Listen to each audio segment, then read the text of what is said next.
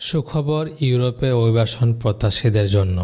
যারা ইউরোপ আসতে চাচ্ছেন অনেকেই চিন্তায় পড়ে যাচ্ছেন কোন দেশে গিয়ে আপনারা বৈধতা পাবেন, কোন দেশে গিয়ে আপনারা খুব দ্রুত ডকুমেন্টস করতে পারবেন। এর আগে একটা নির্ভরযোগ্য দেশ ছিল পর্তুগাল, যেখানে বৈধ হোক অবৈধ হোক যে কেউ কোনোভাবে যদি প্রবেশ করতে পারত পর্তুগালের মধ্যে, তাহলে আপনাদের সেই নাগরিকত্ব কিংবা সিটিজেন সে সোনার হরিণটি পেয়ে যেতেন। কিন্তু সাম্প্রতিক এই 2024 সালের জুন মাসে এটা ক্লোজ করে দেওয়া হয়েছে টোটালি, যে এই অভিবাসনে যে শেপ এন্ট্রি ছিল এটার মধ্যে কোনো রকমের আর কেউ নতুনভাবে বৈধ হওয়ার চান্স পাবে না। এখন অনেকে টেনশনে পড়ে গেছে কি হবে না হবে।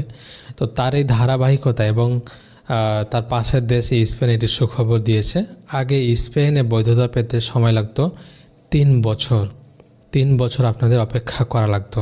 কিন্তু এবার 2024 সালে নতুন আপগ্রেডেশন করেছে স্পেনের পররাষ্ট্র মন্ত্রণালয়। সেখানে বলা হয়েছে 2 বছর একটা মানুষ যদি স্পেনের মধ্যে থাকে এবং তাদের যে ক্রাইটেরিয়াগুলো আছে সেগুলো যদি কমপ্লিট করতে পারে, ফিল আপ করতে পারে, তাহলে খুব সহজেই সে 2 বছরের মধ্যে বৈধতা পেয়ে যাবে।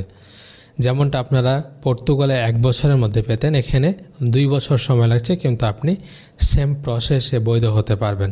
তো এটা কিন্তু বাংলাদেশিদের জন্য এবং অভিবাসী প্রত্যাশীদের জন্য, শুধুমাত্র যে বাংলাদেশি পাবে এমনটা না, পৃথিবীর যে কোনো দেশ থেকে অবৈধ অভিবাসী আসুক আর বৈধ অভিবাসী আসুক, তারা যদি চায় এই স্পেনে এসে বৈধতা অর্জন করতে পারবে এবং সেখানে তারা জব করতে পারবে, চাকরি করতে পারবে, তারপরে ব্যবসা করতে পারবে, সব কিছু করতে পারবে।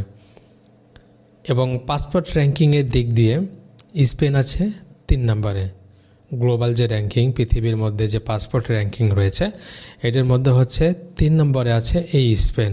তো স্পেনের পাসপোর্টের ক্ষমতা কতটুকু তাহলে বুঝতে পারছেন। এরপরে যারা হতাশাগ্রস্ত হয়ে গেছিলেন যে কিভাবে ডকুমেন্টস করবেন, ইতালিতে গেলে প্রায় 5-7 বছর 8 বছর লেগে যায়, তারপরে ফ্রান্সে গেলে নিশ্চয়তা নেই, হবে কি না হবে, অনেক কেস রিজেক্ট করে দেয়, এটা নিয়ে অনেকেই টেনশনে ছিলেন। কিন্তু সেই টেনশনটি দূর করে দিয়েছে এই স্পেন সরকার।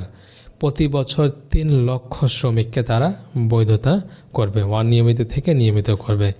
যারা আর অবৈধভাবে আছেন, লুকিয়ে চুরে কাজ করতেছেন, তাদেরকে তারা বৈধতা দেবে। এখন বুঝতে পারছেন যে প্রতি বছর যদি 3 লক্ষ লোককে বৈধতা দেয়, তাহলে বুঝতে পারছেন এখানে অবৈধ থাকার সম্ভাবনা আছে? কখনোই না।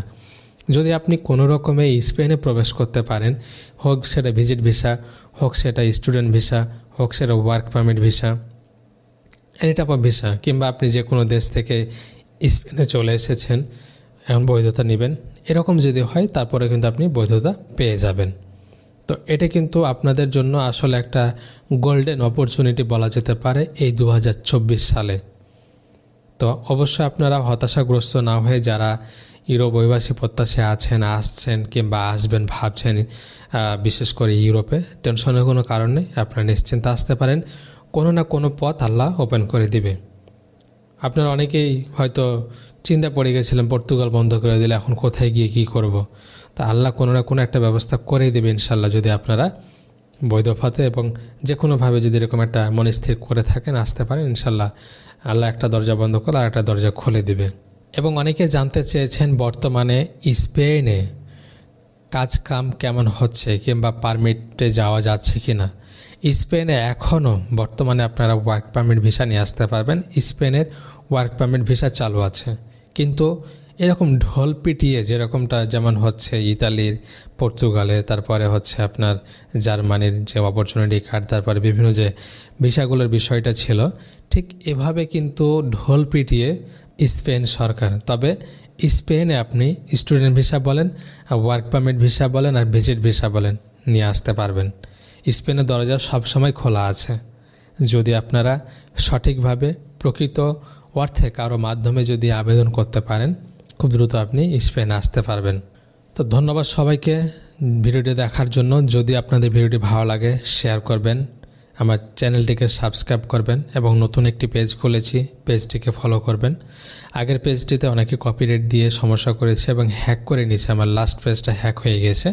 তো আপনারা অবশ্যই আমার নতুন পেজটিকে সাপোর্ট করবেন এবং সাথে থাকবেন। আসসালামু আলাইকুম।